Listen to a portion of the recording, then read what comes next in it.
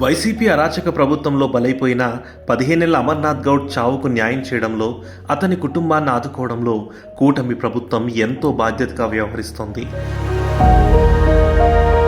అమర్నాథ్ గౌడ్ 3వ వర్ధంతిని పురస్కరించుకొని కూటమి ప్రజాప్రతినిధులు రాష్ట్ర వ్యాప్తంగా ర్యాలీలు నిర్వహించి ఘనంగా నివాళులర్పించారు.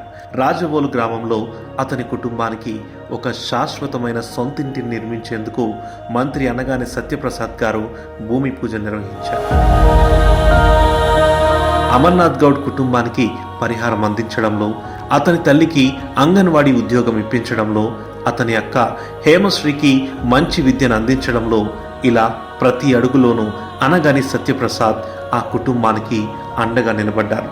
అప్పుడు చంద్రబాబు సతీమణి భువనేశ్వరి మ్యామ్ నన్ను ట్రస్ట్లో చదివించారు. 1 సంవత్సరం ఇంటర్మీడియట్ మొత్తం అక్కడ చదువుకున్నాను. బీటెక్ వచ్చేసరికి అనగాని సత్యప్రసాద్ సార్ ఇప్పుడు కంటిన్యూ చేపిస్తున్నారు. హామీ అప్పుడు వాళ్ళు ఇచ్చారు, ఇల్లు కట్టిస్తామన్నారు, కానీ కట్టించలేదు. ఇప్పుడు అనగాని సత్యప్రసాద్ గారు వాళ్ళ స్వంత నిధులతో నాకు ఇల్లు కట్టించడానికి ఈరోజు శంకుస్థాపన చేశారు.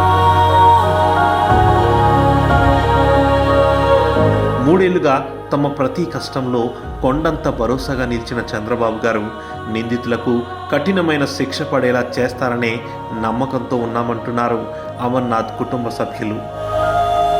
గత 3 సంవత్సరాలు జరిగింది తీసుకొని ఇప్పటివరకు కూటమి ప్రభుత్వం నన్ను ఎప్పుడూ వదిలేయలేదు.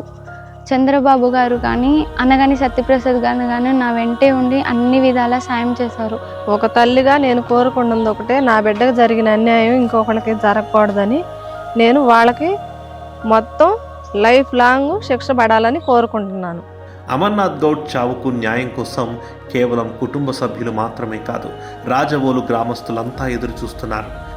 అమర్నాథ్ గౌడ్ని సజీవదానం చేసిన వాళ్ళకి ఏదో కొద్దిగా గొప్ప మన వాళ్ళంతా సాక్ష్యాలు చెప్పారు కాబట్టి వాళ్ళకి సరి అయిన శిక్ష పడాలి.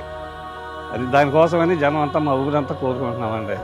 ఆ శిక్ష పడిపోతే దానికి ఇల్లు ఉండదని మళ్ళీ ఇంకొకరికి ఎవరికి చేయకుండా వాళ్ళకి గట్టిగా చర్య తీసుకోవాల్సింది గవర్నమెంట్ని మేము కోరుకుంటున్నాం. కుటుంబం కోసం అమర్నాథ్ గౌడ్ చేసిన పోరాటం మరువలేనిది. కూటమి ప్రభుత్వంలో తన చావుకు న్యాయం జరిగి తీరుతుంది.